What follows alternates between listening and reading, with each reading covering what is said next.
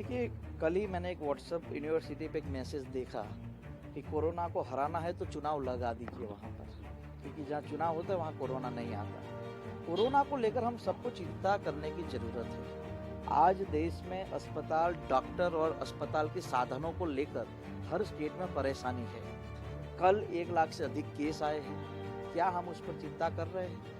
लोगों का जीवन बहुत ही महत्वपूर्ण होता है और मैं ये मानता हूँ कि जब पहली बार जनवरी फरवरी में जब पहला केस आया, तब हमने थाली नहीं बजाई होती, हमने दिए नहीं जलाए होते, हमने ताली नहीं बजाई होती, तो आज देश की स्थिति कुछ अलग होती। हमें जिस हिसाब से काम करना है उस पर काम करना चाहिए। और चुनाव प्रक्रिया जो भी चुनाव कमीशन, इसमें मैं सवाल नहीं करना चाहता, क्योंकि वो चुनाव कमीशन ने किया है। अगर आप सब लोग सवाल करना चाहते तो चुनाव कमीशन से कीजिए। लेकिन वैक्सीन को लेकर भी लोग कई सवाल खड़े कर रहे हैं, क्या है? देखिए, कई जगह ऐसा हुआ है कि वैक्सीन के डोज लेने के बाद भी कोरोना रिपोर्ट लोगों की आई है। तो मेरा ये मानना है कि जब ये इस रिपोर्ट को लेकर या फिर कोरोना वैक्सीन को लेकर जो लोगों में एक शंका थी कि इससे क्या होगा क्या नहीं, तो मैं मानता हूँ कि लोगों के बीच में विश्वसनीयता पैदा होनी चाहिए ताकि लोग कोरोना वैक्सीन को लेकर चिंतित बने। हार्दिक का नाम आते बीजेपी छोड़ होगा, कारण क्या है?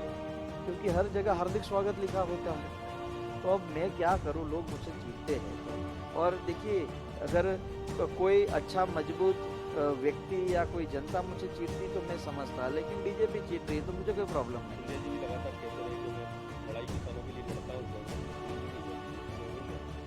तो मैं ये मानता हूँ कि अगर वो बीजेपी में है तो बीजेपी में रहकर वो मध्य प्रदेश के किसानों की कर्ज माफी करवाए। मध्य प्रदेश में जिस तरह से रेती का अवैध खनन होता है उसको आप रोकिए। मध्य प्रदेश के किसानों को प्रधानमंत्री फसल बीमा के तहत फायदा मिलना चाहिए। आप गए हैं तो आप फायदा दिलवाइए। अगर आप फायदा दिलवाएंगे तो लोग कहेंगे कि आपने सही फैसला लिया है। अगर आप फायदा नहीं दिलवाएंगे तो लोग कहेंगे आपने तो अपने स्वार्थ के लिए फैसला लिया है। अच्छा, दूसरा जिस तरह से पश्चिम बंगाल में जो चुनाव चल रहे हैं उसमें लेकर बार बार प्रधानमंत्री जी द्वारा जो हमला किया जाता है, ममता दीदी और इस तमाम तरह के जो भाषा का प्रयोग किया जाता है इस देश में, जहाँ वो कहते हैं वसुधैव कुटुंबकम। देखिए, जिस तरह से देश के प्रधानमंत्री इस देश की एक बेटी के खिलाफ ऐसा जो भाषा का उपयोग करते हैं वो नहीं करना चाहिए। चुनाव तो आते जाते रहेंगे, चुनाव में हम एक दूसरे पर आरोप प्रत्यारोप करेंगे, लेकिन ऐसी भाषा का उपयोग भी नहीं होना चाहिए जो हमारे हिंदुस्तान की सभ्यता और संस्कार को कहीं ना कहीं लज्जा दे।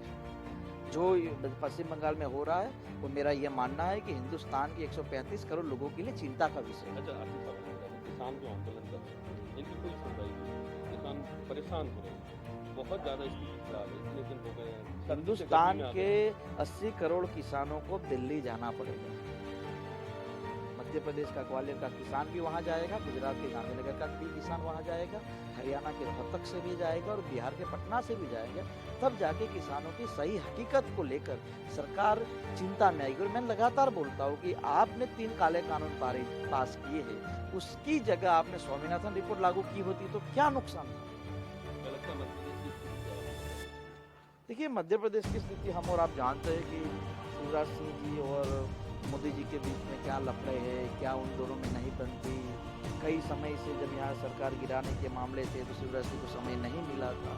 तो मैं तो यही मानता हूँ कि आपने सरकार बनाई है, 15 साल आपकी थी, आपने 1 साल बीच में गैप रखकर वापिस बीजेपी की सरकार है। तो मेरा यही मानना है कि यहाँ के नौजवानों को रोजगार दीजिए, यहाँ के किसानों को न्याय दीजिए और हर एक परिवार की सुखाकारी के लिए काम कीजिए।